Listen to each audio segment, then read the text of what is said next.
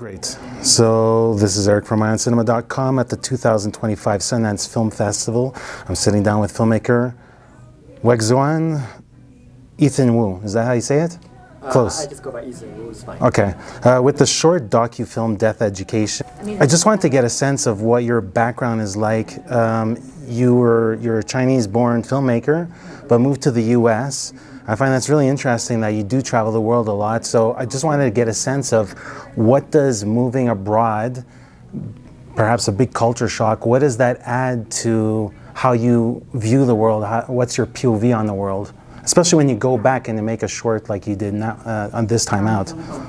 Of course. So I moved to the States from 2015. I moved to Boston for undergrad. I went to Emerson College and spent 4 years there, had a great time. And after that, I sort of started working in the realm of documentary shorts and traveling around the world. I was traveling from New York, Boston, LA, China. And I feel like when I have this background of traveling internationally, sometimes I will come to a place as an outsider. Mm-hmm. And I have this perspective of seeing something maybe the local will get so used to, but I see that as something that's kind of unique and be able to have a fresh perspective.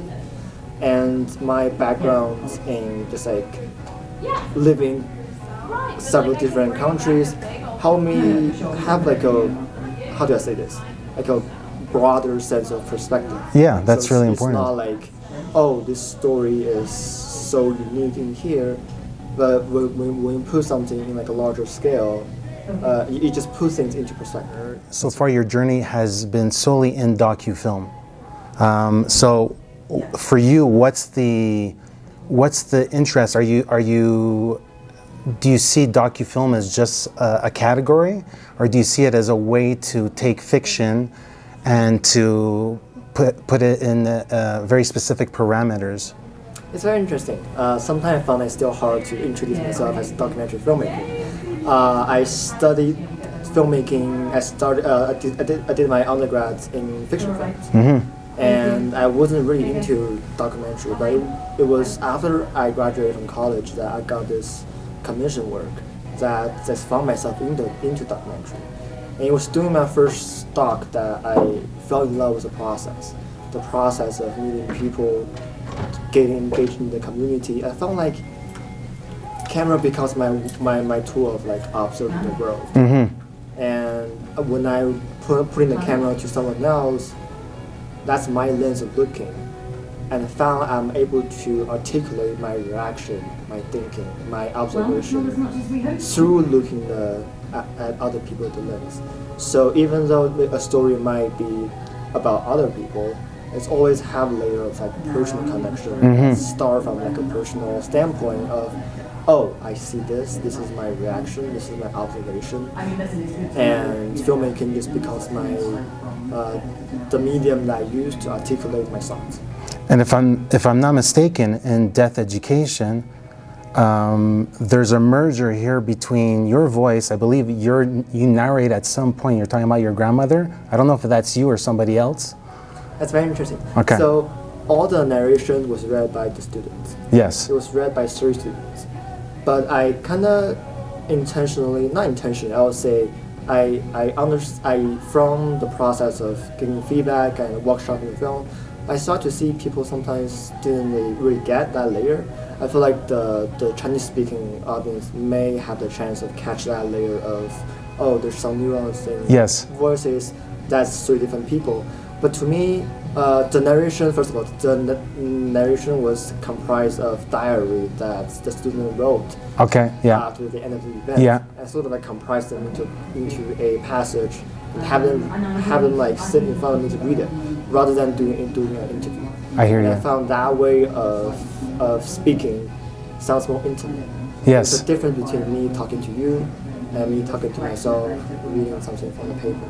And I found that to be very, very interesting. It's a smart device. And when the reason why I thought about putting a text in the end saying, oh, narrations or a narration voiceover from the exit of the student's diary.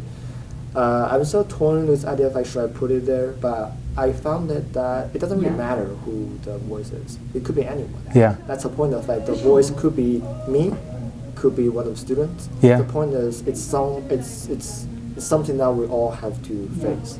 It's something that we all share, and it's real. It's intimate. And to me, like that's more important than figuring out like, oh, is this my story or your story?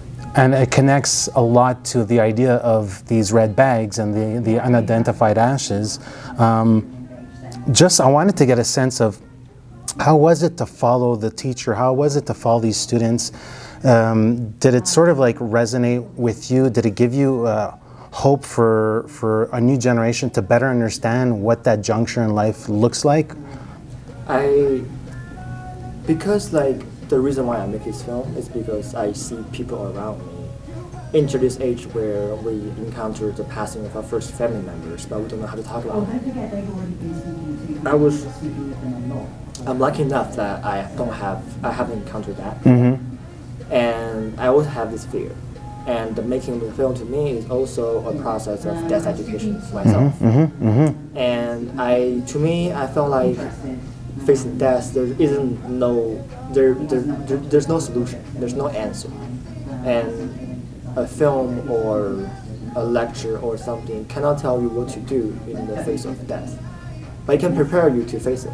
Yeah. Rather than just like escape it. Yeah. So for me, the film kind of function as putting you as one of the students over there. Yeah. As a gesture to say, this is part of life. This is what's in front of you, and it's okay. Yeah. It's not trying to give you any answers, but just have the space for you, for me, for everybody to talk about it. I was thinking, there's this anecdote that says if a tree falls in the forest, doesn't make a sound. And then I was thinking, in this case, if a person dies and there's nobody there to acknowledge that they pass away, does it matter? And so I thought it was really, really interesting to first, put the spotlight on people that once existed, and to palpably look at that and to feel that and to texturize that. I thought that was a really interesting choice on your part. Talk to me about the collection of images that you use where you showcase the process of what that looks like. I wanted to first just, that's a really good point of like, when people die and no one knows about it, what does it mean? My first day of filming was the day before the event. I went to the public cemetery. It's a large cemetery, and I was looking at all the tombstone. It has names, it has like words on it. Their connection, like who's their grandchildren, who's their kids. And to me, that moment's like, oh, that's their connection of the dead and the living. And I turn around. There's this empty pit that will be filled the day after, but on that, just say the tomb of the unnamed deceased.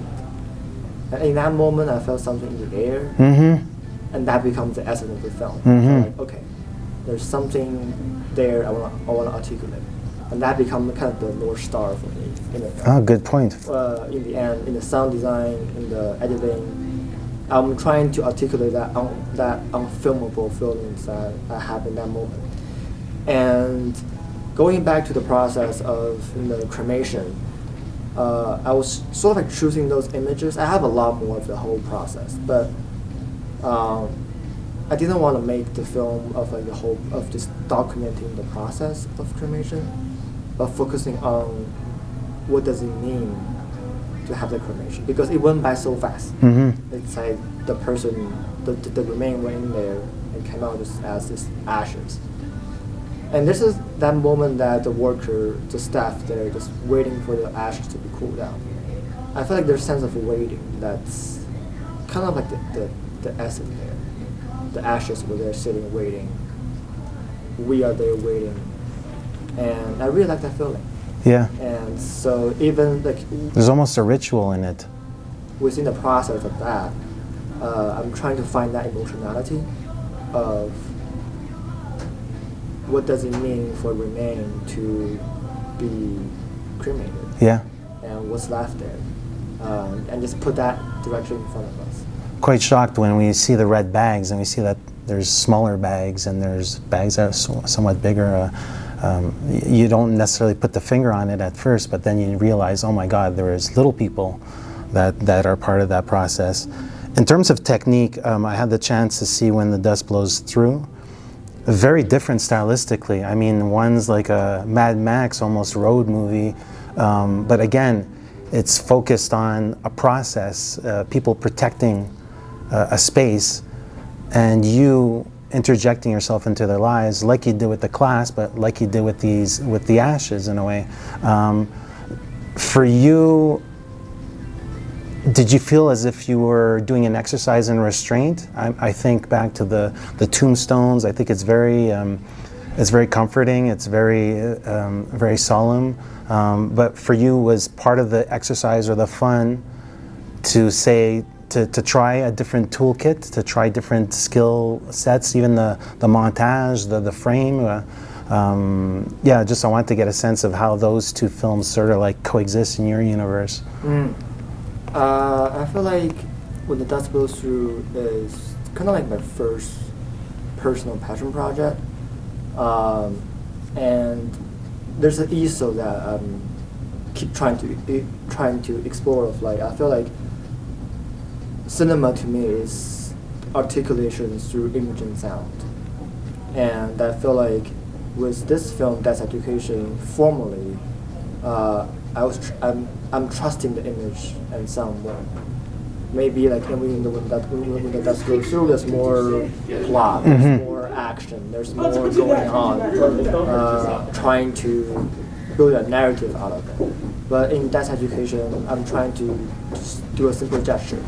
I'm trying to do a simple emotions. I have a feeling that the emotionality is more important than the plot. And yeah, I'm trying to find the best way of the visual approach and sonic approach to articulate what's unique to those stories, because they're very different. And that's the fun to me in documentary filmmaking, is that you are thrown into a different world and you are exploring, trying to find the essence. Speaking about style, I'm curious about any influences that you might have in style. Obviously, if I think back to mainland China, I'm thinking of Wang Bing. You know, he's the master filmmaker when it comes to the docu-style. Is there people that are your North Star in a way that you relate to? Definitely. I feel like my film, in a sense, kind of the opposite of Wang Bing in terms of the visual approach. I love, well, not to say like, this is not to say, I feel like in documentary there's a different way of making films. And what I really focus on is the intention. What are you working on next? What's your... Yeah, so as I am like finishing the That's Education in the past December, I actually was in the process of filming a new documentary short in China. It's a story about parents of autistic adults as they enter the age of retirement after 20-something years of raising a kid on the spectrum. They have to face this question of what's next? Who will take care of a kid if they pass away one day? And in a society where there's lack of systematic support, they kind of have to find their own way of finding out, who's gonna be the guardian for the kid, for the kid adults actually who cannot live independently. Who will take care of them? What about the financials, the everyday life? So I'm doing a film looking at a family, trying to portray a silhouette of a mother contemplating the future where she'll be absent. And I found like in the past years for the project I'm working on, I really started to get interested in making a film about something that's unfilmable, like the filming I said in the public cemetery, or this absence in the future that we're contemplating from the present. I feel like film has the power to articulate something like that. And that's something I'm trying to work on. Cool. And I'm looking forward to finish that film. Cool. Well, continued success in all your film projects. I hope you have a nice film festival life with Death Education. And yeah, best of luck with this project. It sounds really interesting, and sort of like maybe there's some connective tissue between between thinking about the future with death education and this one. So thank you very much for your time. Xi. Thank you for talking with me.